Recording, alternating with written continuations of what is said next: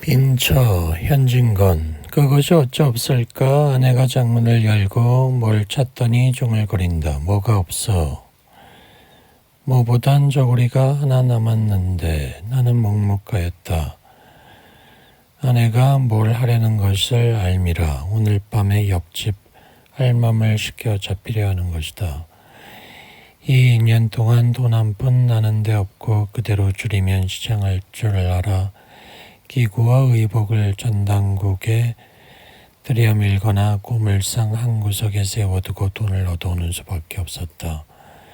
지금 아내가 하나 남은 뭐보단 저고리를 찾는 것도 아침거리를 장만하려 함이다. 나는 책을 덮으며 후후 한숨을 내쉬었다. 봄은 반이나 지났건만 이슬을 실한 듯한 밤기운이 슬금슬금 기어나와 사람에게 안기고 비가 오는 까닭인지 밤은 깊지 않았건만 인적조차 끊어지고 온 천지가 비인 듯이 고요한데 빗소리가 한없는 구슬픈 생각을 자아낸다. 빌어먹을 것 되는 대로 되어라. 나는 점점 견딜 수 없어 두 손으로 머리카락을 쓰다듬어 올리며 중얼거렸다. 늦게야 점심을 마치고 막 벌련 한 개를 피워 물적에 한성은행 다니는 T가 01이라고 찾아왔다. 친척은 다 멀지 않게 살아도 가난한 꼴은 보이기도 싫고 찾아갈 적마다 무엇을 귀여내라고 조르지도 아니하였건만 행여나 무슨 구차한 소리를 할까 봐서 미리 방패막이를 하고 눈살을 찌푸리는 듯하여 나는 발을 끊고 따라서 찾아오는 이도 없었다. 다만 T는 촌수가 가까운지라 우리를 방문하였다. 동년배인 우리들은 친척 간의 비곡거리가 돼 있었다.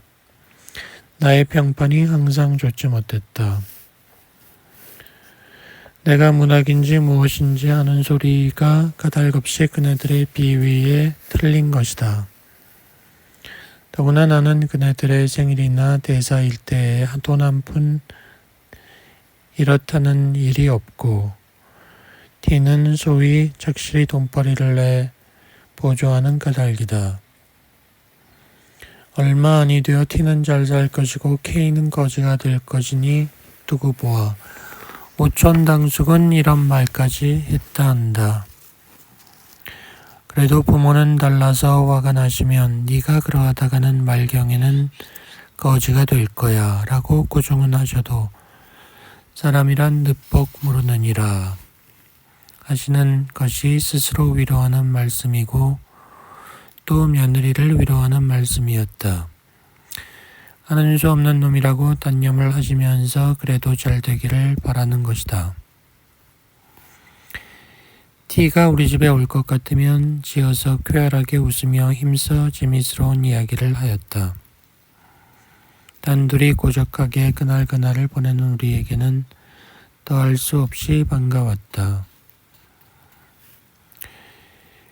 오늘도 그가 들어오더니 신문지에 싼 기름한 것을 마루 위에 올려놓고 구두끈을 끄른다. 이것은 무엇인가?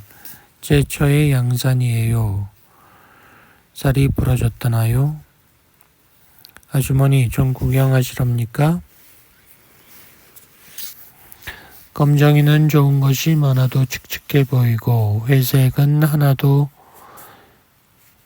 그것이야 싶은 것이 없어서 이것을 산 걸요. 이것도 좋은데요. 나도 이런 것을 하나 가졌으면. 아내의 눈에는 그런 생각이 보인다. 나는 불쾌한 생각이 일어나 방으로 들어오며 아내의 양산 보는 양을 바라보고 있는 T에게 여보게 방으로 들어오게 우리 이야기나 하세. T는 따라 들어와 물가 폭등에 대한 이야기를 했다. 돌아갔다. T를 보내고 책상을 향하여 짓던 소설의 결미를 생각할 즈음에 여보 아내의 떠는 목소리가 들린다. 당신도 살토리를 좀 하세요. 할 말이 없었다. 우리도 남과 같이 살아보아야죠. 아내가 T의 양산에 자극을 받은 것이다. 나도 이런 소리 들을 적마다 그럴 만도 하다는 동정심이 없지 아니하나 심사가 좋지 못하다. 급작스럽게 쌀토리를 하라면 어찌할 수 있소. 차차 될 때가 있겠지. 차차란 말씀 그만두구려. 어느 천년에. 자세히 보니 두 눈에 눈물이 고이었다. 나는 멍멍하게 서 있었다. 성난 불길이 치받아 올라온다. 막벌이꾼에게 시집을 갈 것이지 누가 내게 시집을 오랬소. 저 따위가 예술가의 처가 다 뭐야. 에그. 살짝 얼굴빛이 변해지며 어이없이 나를 보더니 고개가 수그러지며 눈물이 장판 위에 떨어진다. 나는 이런 일을 가슴에 그리며 그래도 내일 아침 거리를 장만하려고 옷을 찾는 아내의 심중을 생각해보니 슬픈 생각이 설렁설렁 심고를 문지르는 것 같다. 쓸쓸한 빗소리는 굴걷다가 가늘었다 의연히 척척한 밤 공기에 철량이 들리고 그 흐름 완전 등빛 속에서 비치는 불빛은 구름에 가린 날빛처럼 우는 듯 조는 듯 구차히 얻어선 양측의 표제 금자가 번쩍거린다. 이 장 앞에 최호연이 서 있던 아내가 무엇이 생각났는지 고개를 끄덕하며 들릴 듯한 목소리로 오호 옳지 참 그날 찾았소? 아니요 벌써 저 인천 사시는 형님 오셨던 날 아내가 찾던 그것도 벌써 전당포에 고운 먼지가 앉았구나.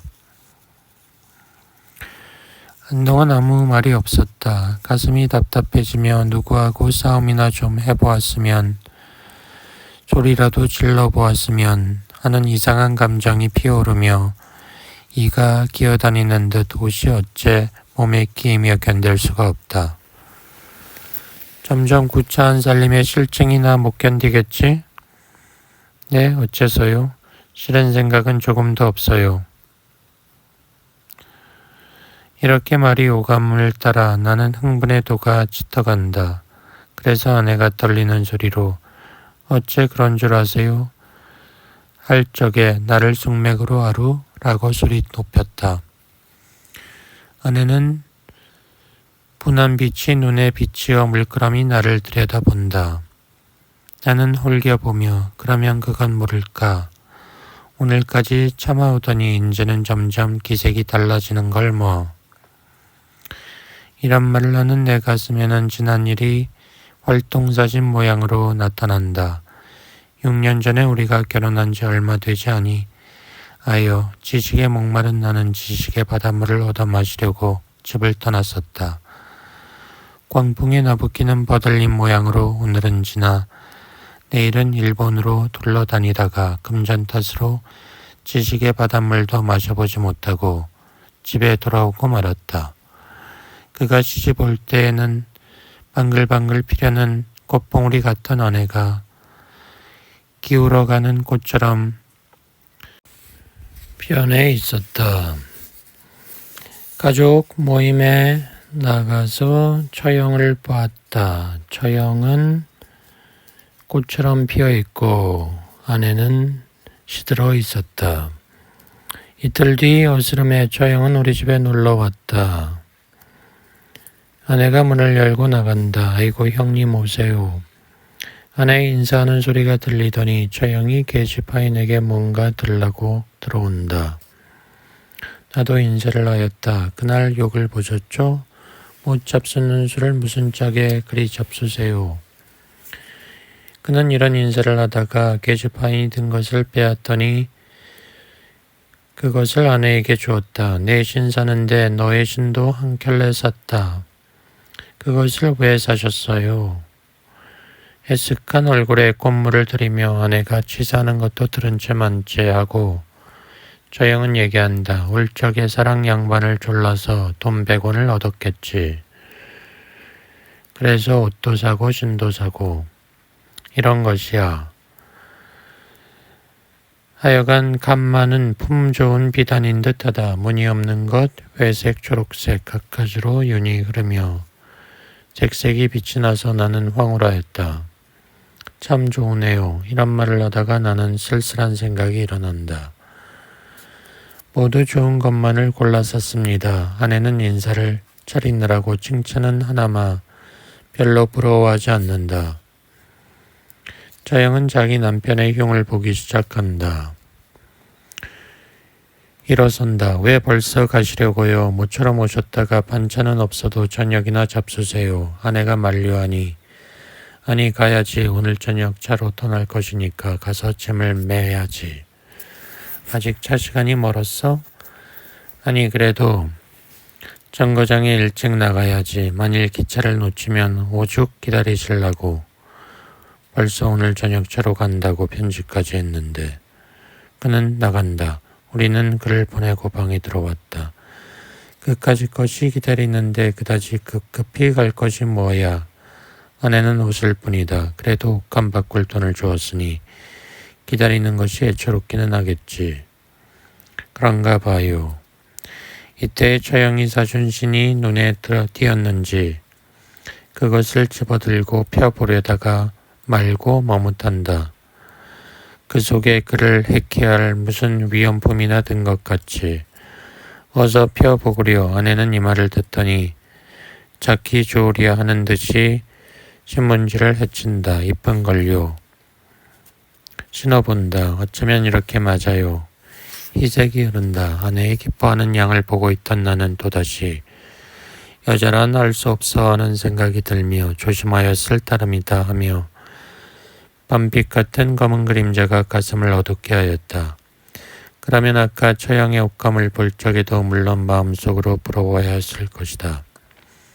어서 펴보구려 하는 한마디에 숨겼던 생각을 나타내는구나 하였다. 내가 뭘 생각하는지 모르고 새 신은 발을 조금 쳐들며 신모양이 어때요? 매우 이뻐. 겉으로는 좋은 듯이 대답하였으나 마음은 쓸쓸했다. 웬일인지 이번에는 그만 불쾌한 생각이 일어나지 아니하였다. 처형이 동서를 밉다거니 무엇이니 하면서도 기차를 놓치면 남편이 기다릴까 급히 가던 것이 생각난다. 그것을 미루어 아내의 심사도 알 수가 있다.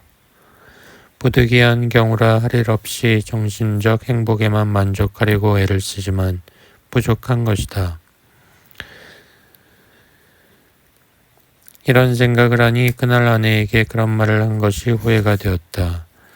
어떤 때라도 제 은공을 갚아줄 날이 있겠지. 나는 마음을 너그러이 먹고 이런 생각을 하며 아내를 보았다. 나도 어서 출세를 하여 비단신 한 켤레쯤은 사주게 되었으면 좋으련만. 아내가 이런 말을 듣기는 정말 처음이다. 네? 얼마 안 되어 그렇게 될 것이야요. 정말 그런 것 같소? 그러면요. 아직 아무도 인정해주지 않는 무명 작가인 나를 저 하나의 깊이 인정해준다. 그러길래 그 강한 물질에 대한 본능적 욕구도 참아가며 오늘날까지 나를 도와준 것이다. 나에게 위안을 주고 원조를 주는 천사여. 마음속으로 이렇게 부르짖으며 두 팔로 아내의 허리를 잡아 가슴에 안았다. 그 다음 순간에는 뜨거운 두 입술이 그의 눈에도 나의 눈에도 눈물이 넘쳐 흐른다.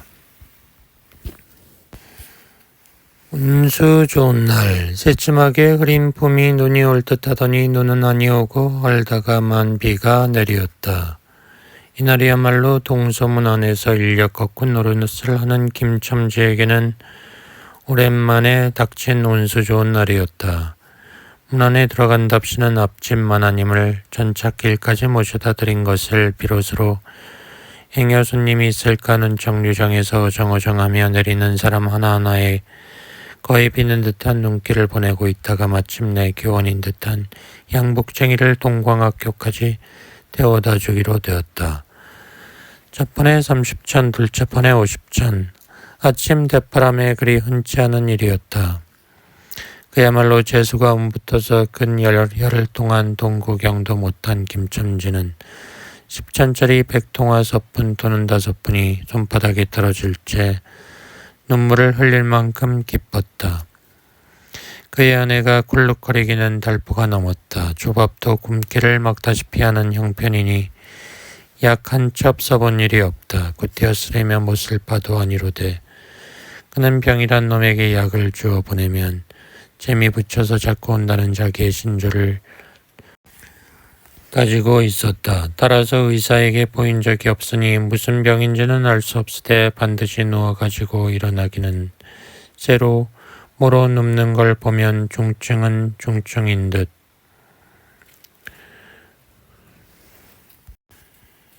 병이 되도록 심해지기는 열흘 전에 조밥을 먹고 체한 때문이다. 그래도 김첨지가 돈을 얻어서 좁쌀 한 대와 10전짜리 나무 한 단을 사주었더니 김첨지의 말에 의하면 그 오라질 년이 전방지축으로 남비에 대고 그를 그렸다. 마음은 급하고 불길은 달지 않아 익지도 않은 것을 오라질 년이 숟가락은 고만두고 손으로 움켜서 누가 빼앗을 듯이 처발칙하더니 그날 저녁부터 가슴이 당긴다. 배가 캥긴다고 눈을 흡뜨고 지랄병을 하였다. 그때 김첨지는 성을 내며 오라질년 조랑복은 할 수가 없어. 못 먹어 병, 먹어서 병 어쩌란 말이야. 왜 눈을 바로 뜨지 못해 하고 앓는 이의 뺨을 후려 갈겼다. 흡뜬 눈은 조금 바루어 젖것만 이슬이 맺히었다. 이 환자가 그러고도 먹는 데는 물리지 않았다. 사흘 전부터 설렁탕 국물이 마시고 싶다고 졸랐다.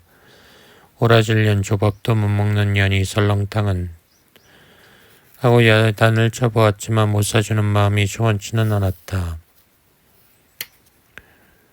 인제 설렁탕을 사줄 수 있다. 그의 행운은 그걸로 그치지 않았다.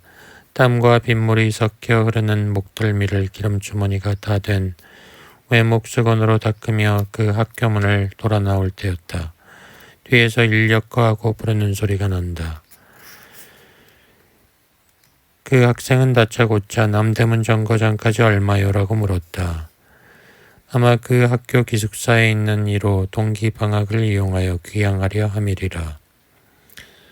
남대문 정거장까지 말입니까? 그는 이 우중에 우장도 없이 그 먼 곳을 철벅거리고 가기가 싫었음일까? 이상하게도 꼬리를 맞물고 덤비는 이 행운 앞에 조금 겁이 났다. 그리고 집을 나올 때 아내의 부탁이 마음이 캥겼다. 앞집 마나님한테 부르러 왔을 때 병인은 그 폄한 남은 얼굴에 유일의 생물 같은 움푹한 눈에 애걸하는 빛을 띄우며 오늘은 나가지 말아요. 집에 붙어 있어요. 내가 이렇게 아픈데 라고 중얼거리고 숨을 걸그렁하였다. 그때 김첨지는 대수롭지 않은 듯이 젠장 맞을년 별 빌어먹을 소리를 다하네 하고 뛰어나가니까 환자는 붙잡을 듯이 팔을 내저으며 나가지 말래도 그래. 그러면 일찍 들어와요. 했다. 그래 남대문 정거장까지 얼마란 말이오. 인천차가 11점에 있고 그 다음에는 새로 2점이든가 라고 중얼거린다. 1원 50점만 줍시오. 이 말이 저도 모를 사이에 떨어졌다. 제 입으로 부르고도 그 엄청난 돈 액수에 놀랬었다. 그러자 그 돈 벌 용기가 병자에 대한 염려를 사르고 말았다. 1원 50전이면 너무 과한데 아니올시다. 이수로 치면 여기서 거기가 시오리가 넘는답니다.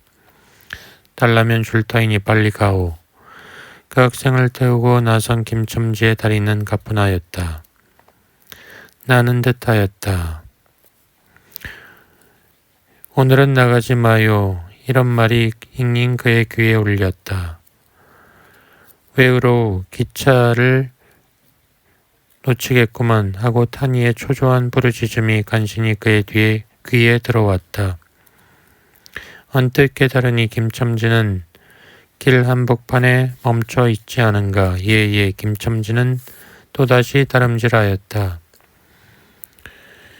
안녕히 다녀오십시오 라고 인사했다. 그러나 빈 인력거를 털털거리며 우중에 돌아갈 일이 꿈밖이었다. 노동으로 하여 흐른 땀이 식어지자 굶주린 창자에서 물 흐르는 옷에서 어슬어슬한 기가 솟아나기 비롯하며 1원 50전이란 돈이 얼마나 괜찮고 괴로운 것인 줄 절절히 느끼었다. 젠장 맞을 것이 비를 맞으며 빈 인력거를 털털거리고 돌아를 간담. 이런 빌어먹을 제 할미를 붙은 비가 왜 남의 상판을 때려.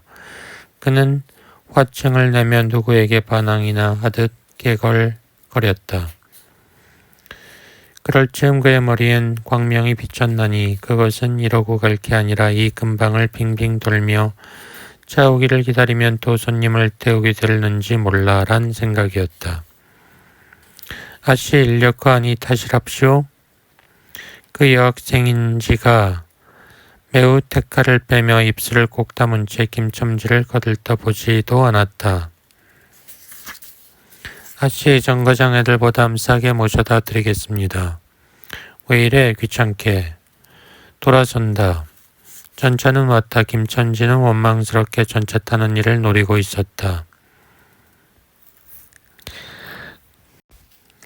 여자가 기차를 못 탔다. 인력거를 타시랍시오. 한동안 값으로 승강이를 하다가 60전에 인사동까지 태워다 주기로 하였다. 인력거가 무거워짐에 그의 몸은 이상하게도 가벼워졌고 또 인력거가 가벼워지니 몸은 다시금 무거워졌건만 이번에는 마음조차 초조해 온다. 집의 광경이 눈앞에 어른거린다. 마침 길가 선술집에서 그의 친구 치삼이가 나온다. 그의 살찐 얼굴에 주홍이 돋는 듯 턱과 뺨에 시커멓게 구렛나루가 덮였거늘 노릇탱탱한 얼굴이 바짝 말라 여기저기 고랑이 패이고 솔잎송이를 거꾸로 붙여놓은 듯한 김첨지의 풍채하고는 기이한 대상을 짓고 있었다. 김첨지 자네 문안 들어갔다 오는 모양일세. 그려 돈 많이 벌었을 테니 한 잔 빨리게. 그는 친구와 함께 술을 마셨다. 김첨지는 꾀꼬리 같은 소리를 내었다. 모든 사람이 웃었다. 빌어먹을 깍쟁이 같은 년. 누가 저를 어쩌나 왜 남을 귀찮게 굴어. 허허. 치삼은 어이없이 주정뱅이를 바라보며 금방 웃고 지랄을 하더니 우는 건 또 무슨 일인가. 우리 마누라가 죽었다네. 뭐 마누라가 죽다니 언제. 거짓말 마라. 거짓말은 왜. 참말로 죽었어. 마누라 시체를 집에 버들쳐놓고 내가 술을 먹다니 내가 죽일 놈이야.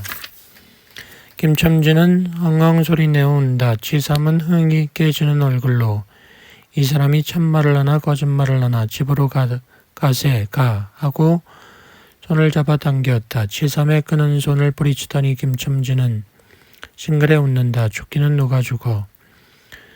죽기는 왜 죽어. 생떼같이 사람은 있단다. 그 오라질 년이 밥을 죽이지. 이제 나한테 속았다 하고 웃는다. 이 사람이 미쳤나. 나도 아주 먼내가 앓는단 말은 들었었는데. 치삼이도 불안을 느끼는 듯이 김첨지에게 돌아가라고 권하였다. 안 죽었어. 안 죽었대도. 김첨지는 화증을 내며 소리 질렀으되 그 소리엔 안 죽은 것을 믿으려고 애쓰는 가락이 있었다. 김첨지는 취중에도 썰렁탕을 싸가지고 집에 다다랐다.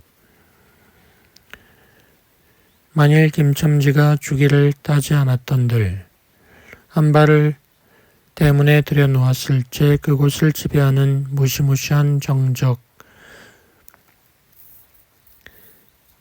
다리가 떨렸으리라. 굴룩거리는 기침 소리도 들을 수 없다. 이 무덤 같은 침묵을 깨뜨리는 빡빡하는 그윽한 소리, 어린애의 젖바는 소리가 날 뿐이다. 청각이 예민한 이 같으면 그 빡빡 소리는 빨 따름이요 꿀떡꿀떡하고 첫 넘어가는 소리가 없으니 빈 젖을 빤다는 것도 짐작할는지 모르리라. 김첨지도 이 불길한 침묵을 직감했는지도 모른다. 그렇지 않으면 대문에 들어서자마자 전에 없이 이 난장 맞을 년 남편이 오는데도 나와 보지도 않아 하고 고함을 친 게 수상하다. 이 고함이야말로 제 몸을 엄습해오는 무시무시한 증을 쫓아버리려는 허장성세인 까닭이다. 하지만 김첨지는 방문을 열었다. 구역을 나게 하는 죽이 사짜리 밑에서 나온 먼지네. 빨지 않은 기저귀에서 나온 똥내와 오줌내가 코를 찔렀다. 이런 오라질 년 주야 장천 누워만 있으면 제일이야. 하는 소리와 함께 발길로 누운 이의 다리를 찼다. 그러나 발길에 채이는 건 나무 등갈과 같은 느낌이었다. 이때 빽빽 소리가 응아 소리로 변했다. 개통이가 물었던 젖을 빼어놓고 운다. 운데도 온 얼굴을 일그려 붙여서 운다는 표정을 할 뿐이다. 발로 차도 그 보람없는 걸 보자 남편은 아내의 머리밭으로 달려들어 환자의 머리를 꺼들어 흔들며 이년아 말을 해. 응, 이것 봐, 아무 말이 없네. 이년아 죽었단 말이냐? 왜 말이 없어? 정말 죽어버렸나 보이. 이러다가 누운 이의 흰 창이 검은 창을 덮은 위로 짙은 눈을 알아보자마자 이 눈깔 왜 나를 바라보지 못하고 천장만 보느냐 하는 말 끝에 몰기 메었다. 그러자 산 사람의 눈에서 떨어진 닭똥 같은 눈물이 죽은 이의 얼굴을 적시었다. 김첨지는 미친 듯이 제 얼굴을 죽은 이의 얼굴에 한 대 비비대며 중얼거렸다. 설렁탕을 사다 놓았는데 왜 먹지를 못하니? 왜 먹지를 못하니? 괴상하게도 오늘은 운수가 좋더니만.